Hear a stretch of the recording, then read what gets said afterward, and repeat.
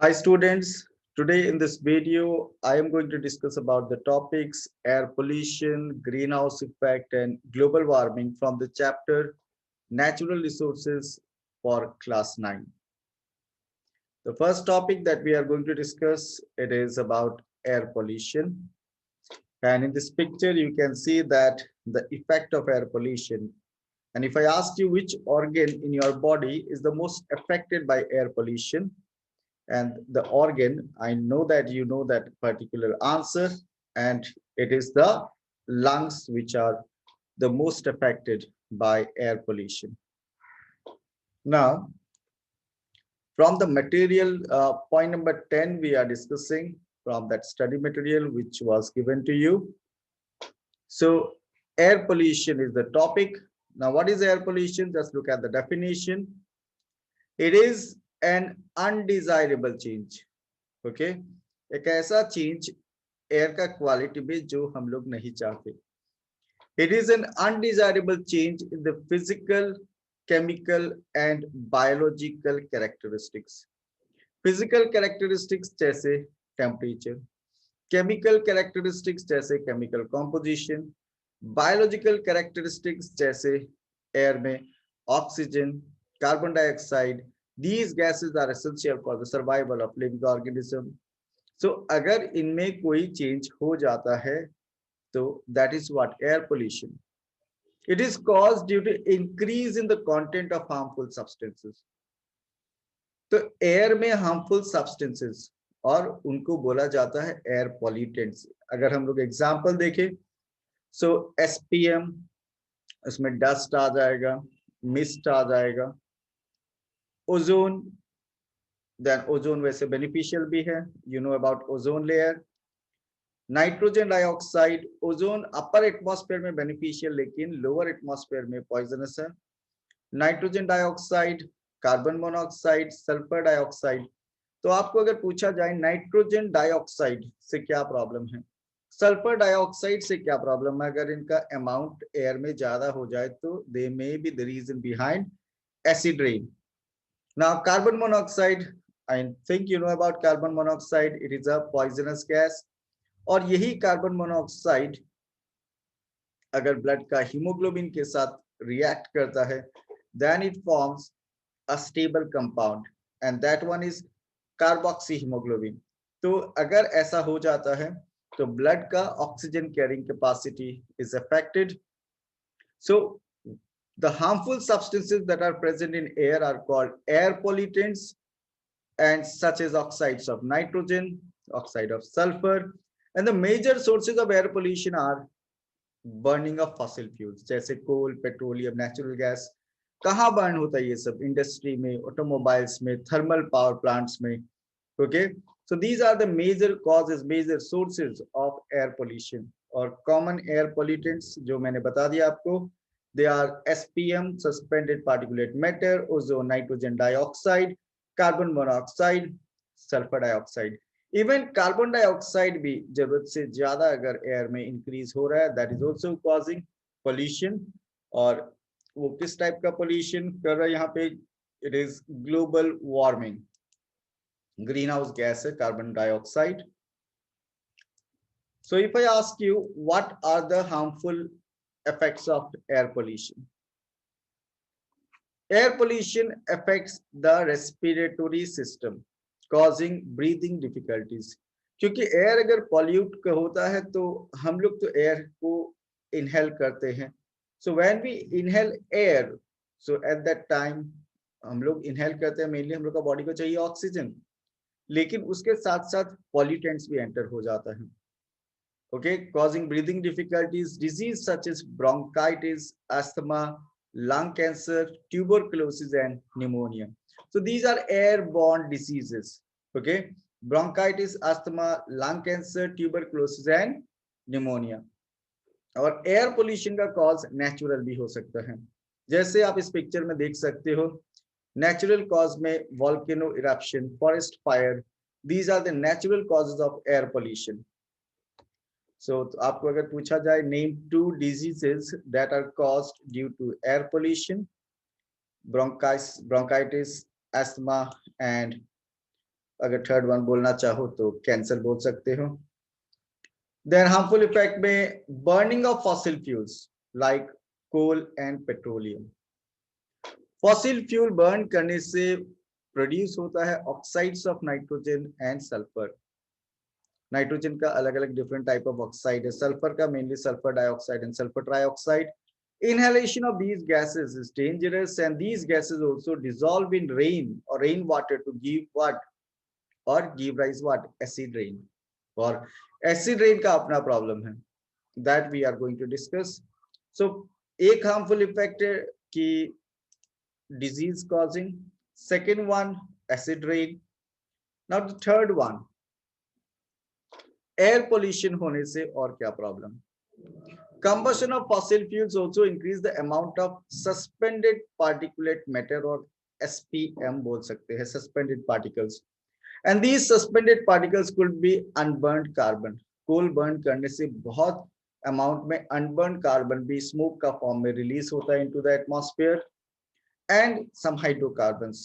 If I ask you what are hydrocarbons, binary compounds of carbon and hydrogen, they are called what? Hydrocarbons।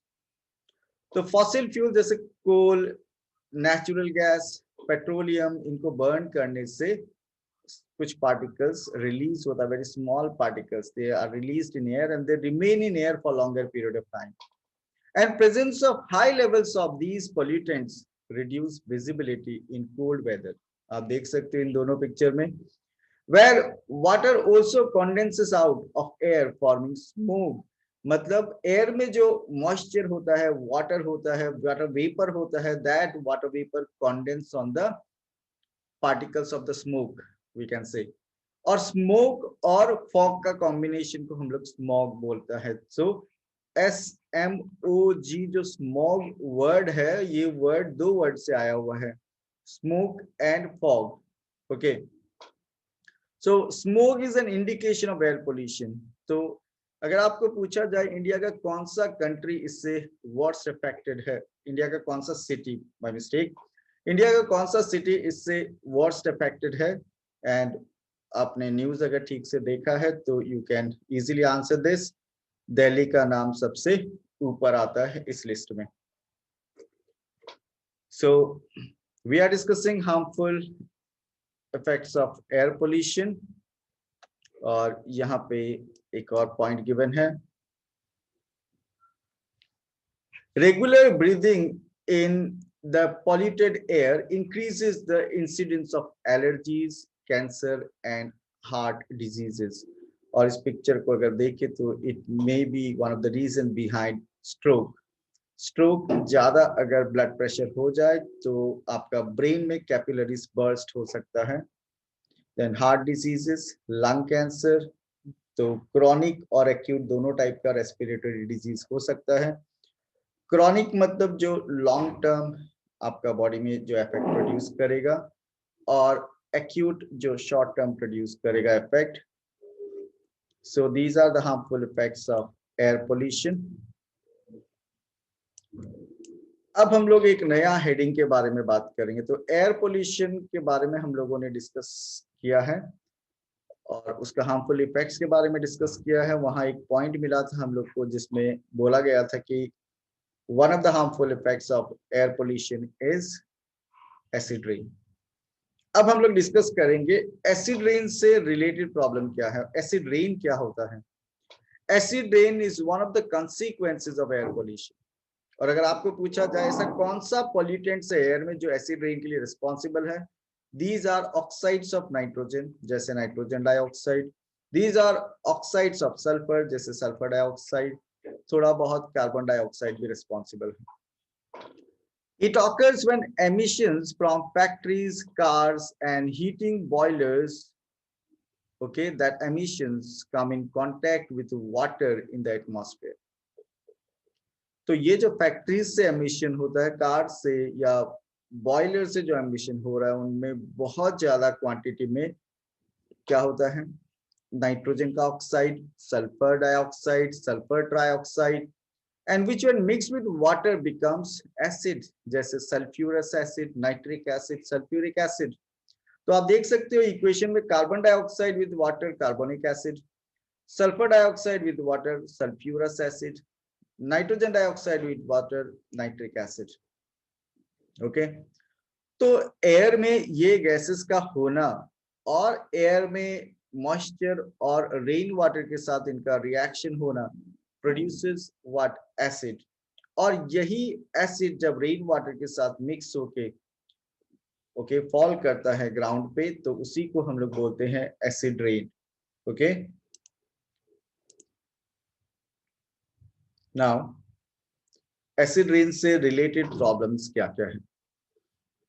Harmful effects. First one, acid rain causes damage to the soil quality and affects crop production. Soil का quality को affect करता है, ज्यादा acid rain की वजह से soil acidic हो जाता है। और सॉइल का क्वालिटी अच्छा मतलब सॉइल को न्यूट्रल होना चाहिए, नाइदर ज्यादा एसिडिक नॉर ज्यादा बेसिक। ओके, एंड अगर सॉइल का क्वालिटी चेंज हो जाता है then it affects what, crop production. Number two, acid rain affects ancient monuments like the Taj Mahal in India. आप देख सकते हो पिक्चर में, ताजमहल होना चाहिए था मार्बल से बना हुआ, ब्राइट व्हाइट होना चाहिए था, लेकिन धीरे धीरे उसमें थोड़ा येलोनेस डेवलप हो गया है। और इसके लिए एक टर्म यूज किया जाता है and that term is marble cancer. Okay, it causes corrosion of the surface of the Taj Mahal. तो ये एसिड रेन का हार्मफुल इफेक्ट है। और आप फर्स्ट पिक्चर में देख सकते हो कि जो वाटर बॉडी है उसका वाटर बिकॉज ऑफ पॉल्यूशन अगर एसिडिक हो जाए तो it will be very difficult for aquatic organisms to survive there. So these are the harmful effects of acid rain. और अब हम लोग बात करेंगे स्मोक के बारे में, स्मोक के बारे में डिटेल। स्मोक मैंने बताया था, स्मोक और फॉग दोनों वर्ड को कंबाइन करके ये नया वर्ड डेवलप किया गया है। Smoke is basically derived from the merging of two words, smoke and fog. Smoke is also used to describe the type of fog which has smoke or soot in it. अगर fog में smoke mix हो जाता है तो उसी को हम लोग बोलते हैं smoke. And the smoke is yellowish or blackish fog formed mainly by mixture of pollutants in the atmosphere, which consist of fine particles and ground level ozone. तो स्मोक बनने के लिए कुछ कंडीशंस चाहिए। उस कंडीशन में एयर में moisture होना चाहिए, टेम्परेचर कम होना चाहिए और एयर में इन पार्टिकल्स को होना चाहिए, जैसे एसपीएम सस्पेंडेड पार्टिकुलेट मैटर, कुछ फाइन पार्टिकल्स या फिर ओजोन भी हो सकता है जो कि ग्राउंड लेवल में होता है। Smoke which occurs mainly because of air pollution can also be defined as a mixture of various gases with dust and water vapor. Gas, dust or water vapor का mixture है, and smoke also refers to hazy air that makes breathing difficult. एक तो visibility कम हो रहा है और यहाँ breathing problem भी होता है। सो दिल्ली में आपने सुना होगा ये बहुत ज्यादा देखा जाता है। Smoke is harmful and it is evident from the components that form it and effects that can happen from it. So smoke harmful कैसे कि उसका components क्या है वो देख के और उससे क्या effect produce होता है। It is harmful to human beings, animal, plants and nature as a whole. Many of deaths were recorded, notably those relating to bronchial diseases. Bronchial मतलब lungs से related problem का बात हो रहा है। Heavy smoke is responsible for decreasing UV radiation. अगर UV radiation आपका skin पे ठीक से नहीं गिर रहा है then आपका स्किन में नेचुरली विटामिन डी नहीं बनेगा और उससे प्रॉब्लम्स कुछ जैसे रिकेट्स हो सकता है, specially in childhood period. So city में ऐसे भी बच्चे लोग ज्यादा छोटे किड्स लोग फ्लैट्स के अंदर रहते हैं, तो ऐसे भी सनलाइट कम मिलता है और उसके ऊपर से अगर स्मोक का प्रॉब्लम हो जाए तो सनलाइट कम मिलने की वजह से, यूवी रेडिएशन कम मिलने की वजह से विटामिन बी का प्रोडक्शन नहीं होता naturally inside the body. So smoke is harmful. एक तो रेस्पिरेटरी प्रॉब्लम और दूसरा विजिबिलिटी प्रॉब्लम, और एक और जो हम लोगों ने बात किया दैट इज रिकेट्स हो सकता है due to deficiency of vitamin D. अब हम लोग बात करते हैं about atmospheric particulate matter. Atmosphere में जो स्मॉल पार्टिकल्स है, जो सस्पेंडेड पार्टिकल्स है, उनको बोला जाता है SPM, also known as suspended particulate matter और particulates. They are microscopic solid or liquid matter suspended in the Earth's atmosphere. Particulate matter is the sum of all solid, liquid particles suspended in air, and many of which are hazardous. Health को affect करते हैं.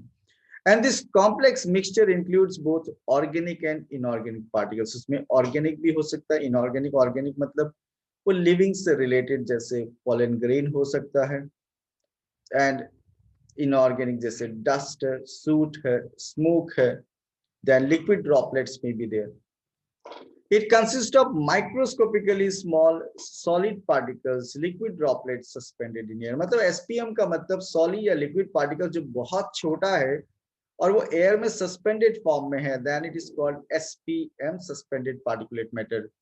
The smaller the particles, the deeper they can penetrate into the respiratory system, and the more hazardous they are to breathe and cause various respiratory diseases.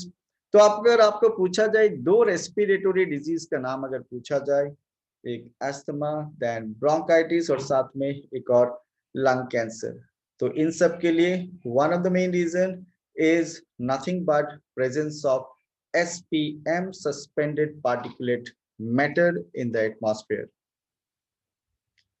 So आपको अगर पूछा जाए what is SPM, SPM stands for suspended particulate matter, that is dust particles and smoke, and it can be dangerous upon inhalation and it causes diseases. कैसा disease like asthma, cough and cancer, bronchitis. So these are the different problems associated with air pollution. आप यहाँ देख सकते हो SPM में generally क्या क्या include किया जाता है। Dust is there, fumes, mist, smoke and aerosol. Dust about 100 microns in diameter, तो एक micron, 1 micron is equals to 10 to the power -6 metre होता है, या फिर ये 1/1000 मिलीमीटर होता है। So removed in the nasal passage, okay, SPM ये जो मिला है 100 माइक्रोन से कम। Coal dust, cement dust, fumes, suspended solid जो 1 माइक्रोन से भी कम का है डायमीटर में, एग्जांपल जिंक और लेड ऑक्साइड। मिस्ट में सल्फ्यूरिक एसिड का मिस्ट भी हो सकता है, लिक्विड ड्रॉपलेट्स हो सकता है जिनका डायमीटर 2 माइक्रोन से कम होगा। स्मोक में सॉलिड पार्टिकल 0.05 टू 1 माइक्रोन का रेंज में, and then incomplete combustion of fossil fuel से ये रिलीज होता है। देन एरोसोल, लिक्विड और सॉलिड एरोसोल, और ये सस्पेंडेड लिक्विड या सॉलिड पार्टिकल्स इन एयर जिनका डायमीटर 1 माइक्रोन से कम होगा। So these are the various suspended particulate matter in the atmosphere. और अब हम लोग एक नया टॉपिक के बारे में बात करेंगे, and that one is green house effect and global warming. Green house effect और ग्लोबल वार्मिंग होता क्या है, इसको समझने के लिए पहले कुछ पिक्चर्स से हम लोग इसको समझने का कोशिश करेंगे। What is green house effect? तो पहले आप जान लो ग्रीन हाउस क्या है। वैसे ग्रीन हाउस का मतलब ये ग्लास का हाउस होता है जो एग्रीकल्चर पर्पस के लिए यूज किया जाता है। इन ग्लास का एक स्पेशल प्रॉपर्टी क्या है? इट अलाउज सन रेज और infrared rays from the sun to enter. मतलब इस हाउस में सन वाला इंफ्रारेड रेडिएशन अंदर आ सकता है, लेकिन यहाँ जो ऑब्जेक्ट्स है वो इस हीट को एब्जॉर्ब करके they will become hot and they will start releasing infrared radiation और हीट रेज, वो हीट रेज लेकिन बाहर नहीं जा सकता। ग्लास सन का इंफ्रारेड रेज को अंदर तो आने देगा, लेकिन अदर हॉट बॉडीज का इंफ्रारेड रेज को बाहर नहीं जाने देगा। And because of that, what happens, the temperature inside will keep on increasing, temperature inside will keep on increasing। और इसी इफेक्ट को हम लोग ग्रीन हाउस इफेक्ट बोलते हैं। ग्लोबल वार्मिंग तो दूसरा टर्म है, लेकिन ग्रीन हाउस इफेक्ट से क्या होता है, global warming. Green house effect से ग्लोबल वार्मिंग, यहाँ तो वार्मिंग इनसाइड द हाउस, लेकिन यही ग्रीन हाउस इफेक्ट एयर यानी एटमॉस्फेयर भी प्रोड्यूस करता है, and that leads to what, global warming. आप इस पिक्चर में देख सकते हो कि सन से जो रेज आ रहे हैं, they are striking the surface of the earth.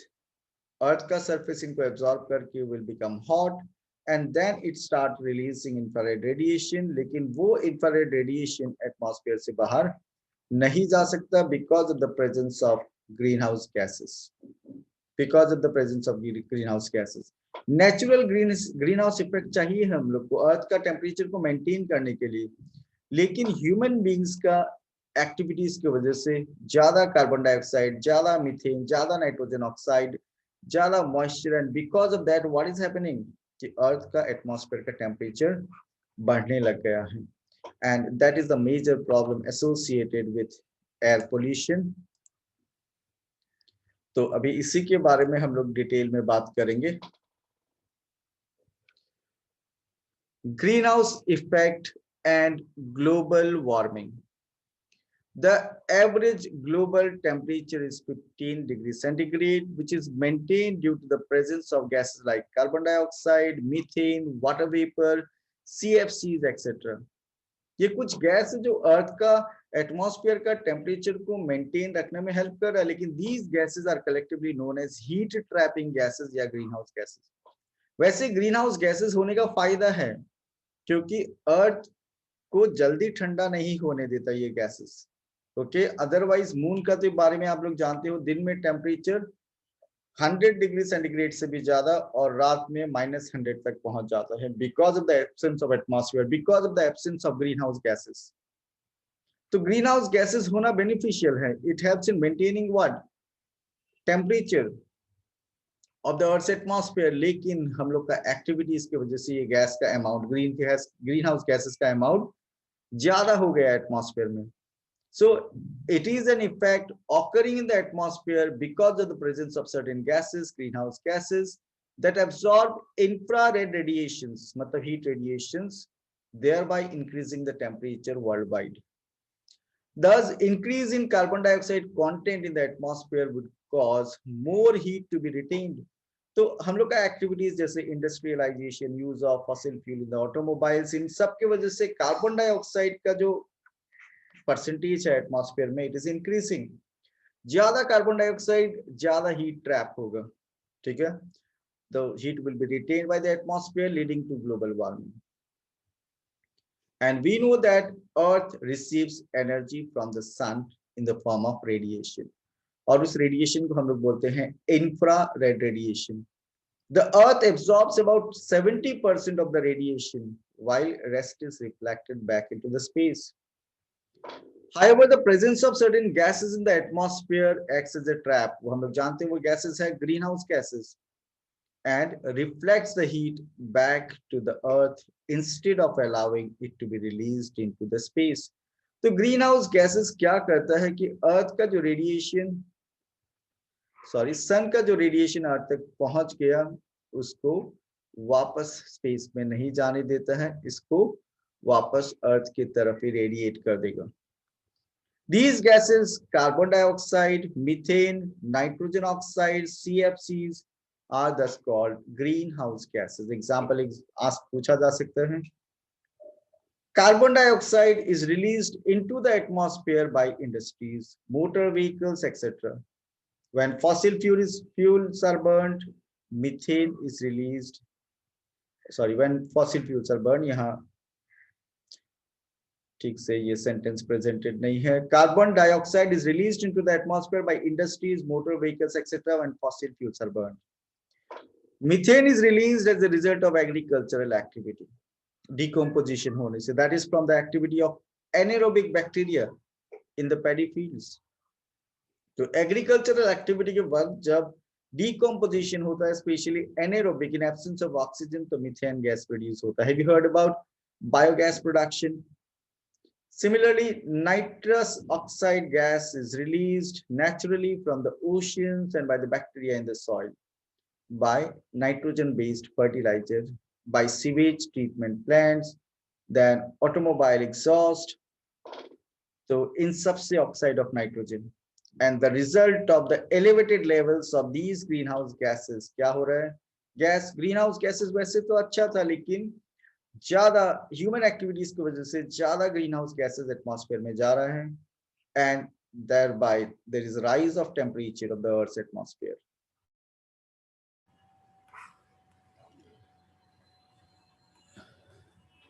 There will be rise in temperature. The serious consequence of this heating is global warming. Global warming is causing drastic climate change that will affect natural environment resulting in flood. Global warming की वजह से जो rainfall का cycle है उसमें भी changes आ रहा है. तो कहीं पे फ्लड हो रहा है, कहीं पे ड्राउट्स का, जहां कहीं पे सूखा भी पड़ रहा है, मतलब क्लाइमेट चेंज का इफेक्ट है. और ये climate change because of global warming. The rise in temperature will cause the polar ice and glaciers to melt. तो हम लोग को पता है कि पोलर रीजन में आइस कैप्स, ग्लेशियर्स है, और वो ग्लेशियर धीरे धीरे मेल्ट होने से there is constant supply of water, water level is maintained. लेकिन टेम्परेचर बढ़ने की वजह से अगर ग्लेशियर फास्ट मेल्ट होना शुरू हो जाए, there will be rise in the sea level with subsequent flooding of low lying coastal areas. Okay, so अगर कंट्रोल नहीं किया गया तो ज्यादातर आइलैंड कोस्टल एरिया क्या होगा, एक दिन सब सबमर्ज्ड हो जाएगा. So we have discussed about global warming. इस पिक्चर में आप देख सकते हो कि ग्लेशियर मेल्ट होते हुए, and one of the reason behind that rise in temperature. The rise in temperature will cause the polar ice and glaciers to melt, resulting in the rise in sea level with subsequent flooding of low-lying areas. So, अगर आपको पूछा जाए name two green house gases, best examples, carbon dioxide best example में क्या, carbon dioxide, methane, they are the best example of green house gases. और अब हम लोग बात करते हैं ओजोन लेयर का. अर्थ का एटमॉस्फेयर में एक लेयर है स्ट्रेटोस्फेयर, और उसी लेयर का स्टार्टिंग में there is layer of ozone, that is called ozone layer. So there is a layer of ozone surrounding the earth, and it is 5 kilometer thick, located at a distance of 25 to 30 kilometer from earth's surface, okay, in the atmosphere. तो आपको एक general idea दे देता हूं मैं different layers of the earth's atmosphere.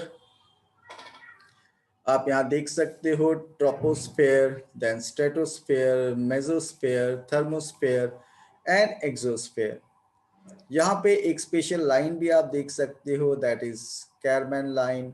और ये carrom man line या carrom man line जो है, it is about at a height of 100 kilometre. ऐसा बोला जाता है कि इस लाइन के बाद ही कंसीडर किया जाता है कि स्पेस स्टार्ट हो गया है. ओके, सो ओजोन लेयर यहाँ देख सकते हैं आप, स्ट्रेटोस्फेयर का स्टार्टिंग में ही क्या है, ओजोन लेयर.